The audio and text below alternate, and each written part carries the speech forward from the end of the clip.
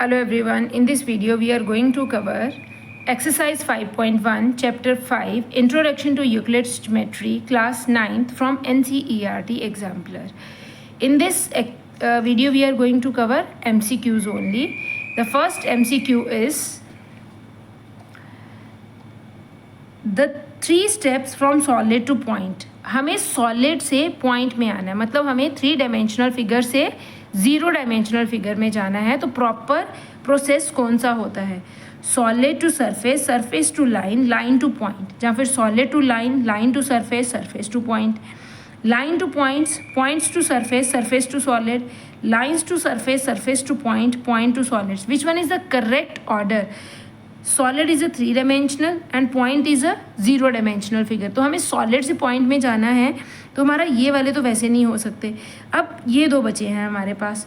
Solid से पहले solid is 3 dimensional, surface is 2 dimensional, line is 1 dimensional and point is 0 dimensional. हर एक step में हमारा एक डायमेंशन लूज हो रहा है. तो which one is the correct option? A, not B. B में उन्होंने क्या बोला है? सॉलिड से सीधा लाइन में आ गए. Solid is a 3 dimensional, line is a 1 dimensional. तो यहाँ पे तो 2 डायमेंशन लूज हो गए ना. फिर यहाँ पे 2 डायमेंशनल आ गया सरफेस, पॉइंट इज 0 डायमेंशनल. तो ये प्रॉपर ऑर्डर नहीं है. Which one is the proper order? A. The number of dimensions a solid have. Solid कौन सी शेप्स होती हैं? 3D shapes. 3D शेप्स के कितने डायमेंशंस होते हैं? 3 dimensions. The next one is the number of dimension a surface has. एक surface की अगर हम बात करते हैं तो सरफेस कौन सा होता है? 2D. और सरफेस के कितने डायमेंशंस होते हैं हमारे पास? It has 2 dimension. The next one is surface has 2 dimension. The next one is the number of dimensions a point has. Point is a 0 dimensional figure. As per Euclid's definition a point has no dimensions, right? It is a 0 dimensional figure. Euclid divided his famous treatise the elements into how many chapters? He has divided it into 13 chapters. The total number of prepositions in elements are. अब ये question NCERT में नहीं है but NCERT exemplar में है, इसीलिए आपको करना पड़ेगा. तो total number of prepositions in the elements are. कितनी prepositions हैं उसमें? 465. The next one is boundaries of solids are. अगर आप किसी सॉलिड की बाउंड्री की बात करते हैं तो वो क्या होती है? Is it a surface, it is a curve, it is a line और इट इज़ अ पॉइंट. अब इसमें से आपको बताना है कि किसी सॉलिड चीज़ की बाउंड्री को हम क्या बोलते हैं. क्या वो सरफेस होते हैं, क्या वो कर्व्स होते हैं, जहाँ वो लाइन्स होती हैं, जहाँ फिर वो पॉइंट्स होते हैं. किसी भी अगर हम सॉलिड की बात करते हैं तो जो उसकी बाउंड्रीज होती हैं वो हमारे पास क्या होते हैं? That is called a surface, right. The next one is, जैसे बोलते हैं ना फुटबॉल का सरफेस, फुटबॉल सॉलिड है, उसका सरफेस है हमारे पास, राइट. रूम का सरफेस, रूम के सरफेस में क्या क्या आ जाता है? रूम के सरफेस में 4 वॉल्स आ जाती हैं, टॉप आ जाता है, बॉटम आ जाता है, राइट. उसके बाद नेक्स्ट क्वेश्चन है boundaries of the surfaces are. अब ये क्वेश्चन बहुत अच्छा है कि किसी सरफेस की बाउंड्री को क्या बोलते हैं. क्या वो सरफेसेस ही होते हैं, जहाँ वो कर्व्स होते हैं, जहाँ वो लाइंस होती हैं, जहाँ वो पॉइंट्स होते हैं? देखो भाई, अगर आप किसी सरफेस की बात करें, पहले तो हमें ये पता होना चाहिए कि हमारा सरफेस किस तरह का है. अगर तो हमारा सरफेस फ्लैट सरफेस है, जैसे किसी पॉलीगन की शेप में है, तो हमारे पास जो एंड्स होंगे वो क्या होंगी? लाइंस होंगी. अगर हमारे पास सॉलिड एक सर्कुलर ऑब्जेक्ट है, जैसे प्लेट हो गया, कॉइन हो गया, तो इसमें जो सरफेस की बाउंड्रीज होंगी वो क्या होंगी?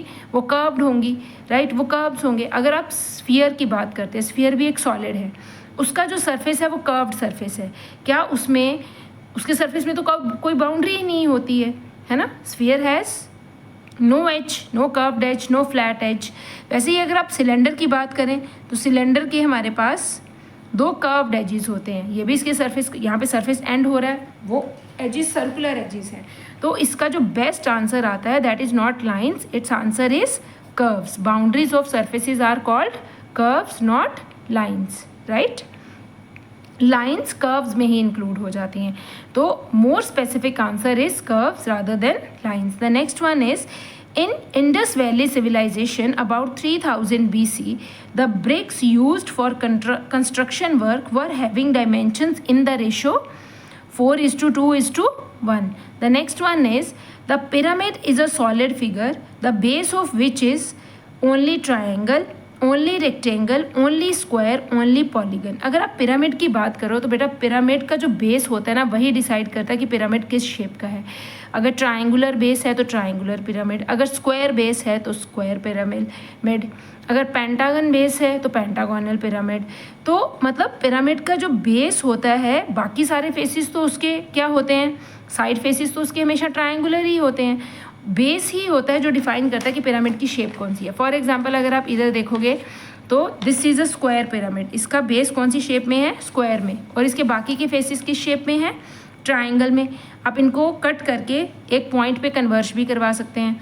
This base is a pentagon, और इसके बाकी के सारे फेसिस कौन से हैं, triangular.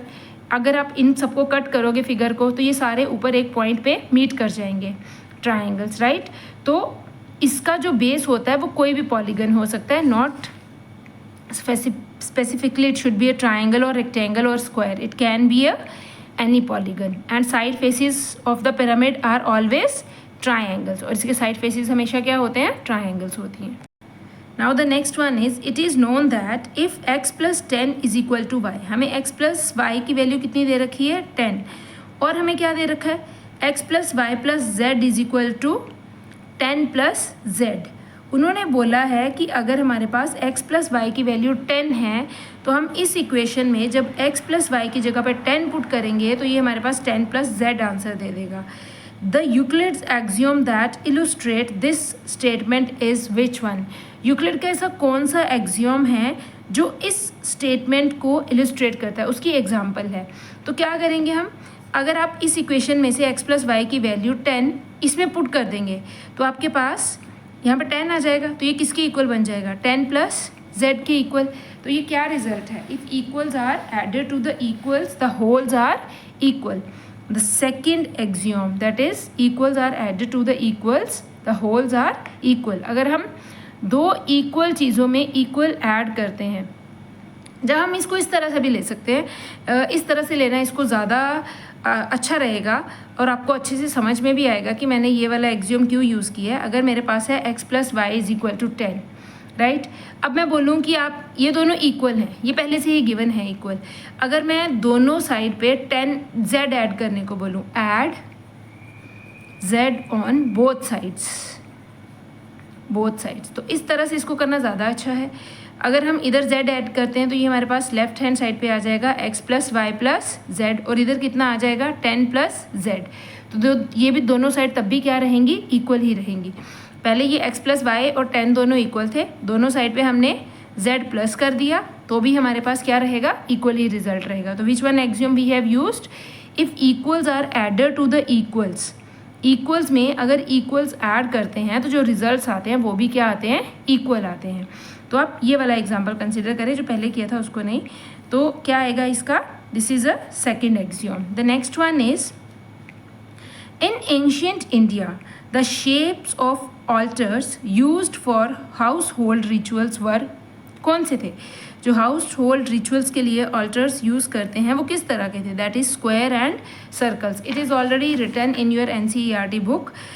The number of interwoven isosceles triangles in Shri Yantra in Atharvaveda is how many isosceles triangles? 9.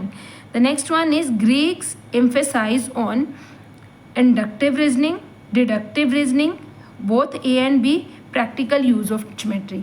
जो ग्रीक्स थे, अगर आप NCERT की बुक की थ्योरी पढ़ोगे, जिन्होंने पहले इंट्रोडक्शन पार्ट दिया हुआ है, तो आप उसमें फिगर आउट कर सकते हो कि जो ग्रीक्स थे वो किसके ऊपर ज़्यादा फोकस करते थे, डिडक्टिव रीजनिंग के ऊपर। मतलब पहले किसी चीज़ को अलग अलग प्रैक्टिकल जगह पे करके देखना है, फिर वहाँ से एक नया फॉर्मूला ड्राइव करना है, इसको बोलते हैं डिडक्ट करना, डिडक्टिव रीजनिंग।